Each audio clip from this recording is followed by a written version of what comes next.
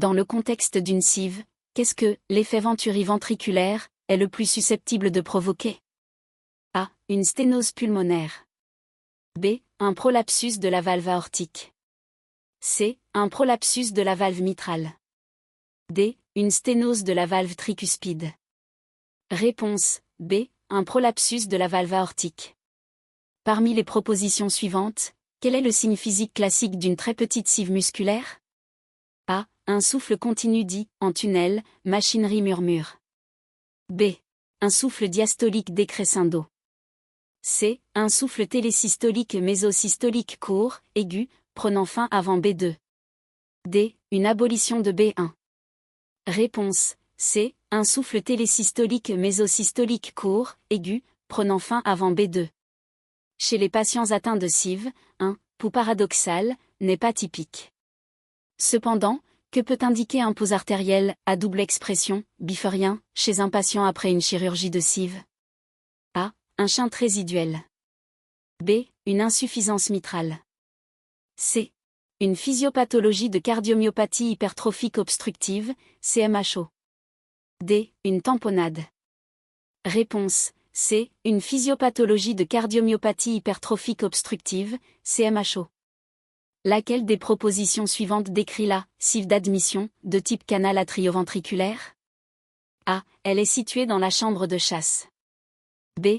Elle se ferme généralement de manière spontanée. C. Elle est positionnée en arrière du feuillet septal de la valve tricuspide. D. Elle est systématiquement associée à la tétralogie de Fallot. Réponse C. Elle est positionnée en arrière du feuillet septal de la valve tricuspide.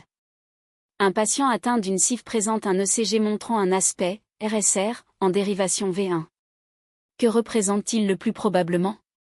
A. Une hypertrophie ventriculaire gauche. B. Une surcharge volumétrique du ventricule droit ou un retard de conduction. C. Un infarctus aigu du myocarde. D. Un syndrome de Wolff-Parkinson-White. Réponse B. Une surcharge volumétrique du ventricule droit ou un retard de conduction. Pourquoi un souffle de CIV n'est-il généralement pas perçu immédiatement à la naissance? A. L'orifice ne s'est pas encore formé. B. Les résistances vasculaires pulmonaires, RVP, élevées du nouveau-né limitent le gradient de pression. C. Le canal artériel masque le son. D. La fréquence cardiaque du nourrisson est élevée. Réponse B. Les résistances vasculaires pulmonaires, RVP, élevées du nouveau-né limitent le gradient de pression. Quelle mesure de cathétérisme cardiaque permet de calculer le rapport de shunt cœur droit-cœur gauche, QP-QS? A. Le principe de Fick utilisant la consommation d'oxygène et les saturations en O2. B. La thermodilution isolée. C. Une coronarographie. D. La pression capillaire pulmonaire bloquée uniquement. Réponse A. Le principe de Fick utilisant la consommation d'oxygène et les saturations en O2. Quelle est la recommandation standard en matière de prophylaxie antibiotique pour un patient présentant une CIV complètement réparée, sans shunt résiduel, après un délai de 6 mois? A. Prophylaxie à vie pour les soins dentaires. B. Prophylaxie pendant 10 ans. C. Aucune prophylaxie requise. D. Prophylaxie uniquement pour les procédures gastro-intestinales. Réponse C. Aucune prophylaxie requise. Laquelle des propositions suivantes est une caractéristique des CIV, par malalignement? A. Elles sont généralement de très petite taille. B. Elles impliquent un déplacement du septum d'éjection, conal.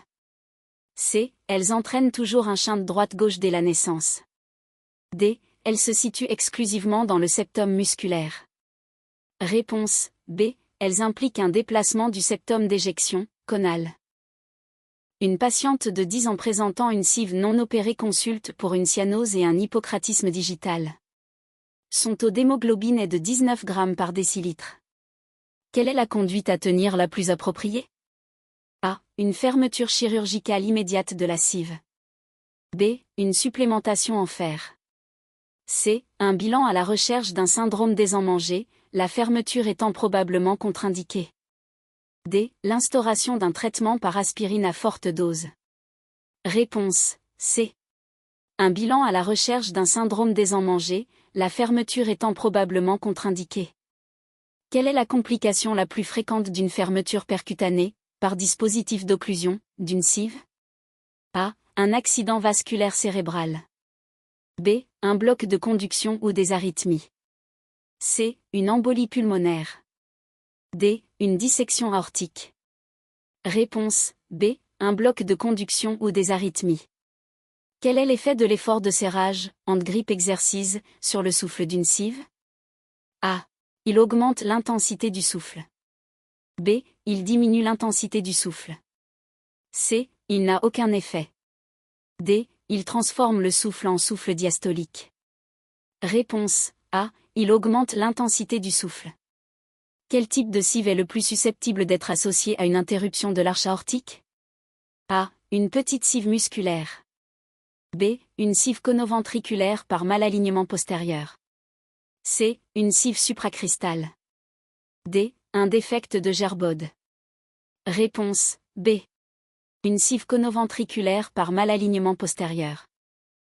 Quelle est la cause la plus fréquente de décès chez les adultes porteurs d'une CIV non opérée qui développe une hypertension pulmonaire? A. Une pneumonie.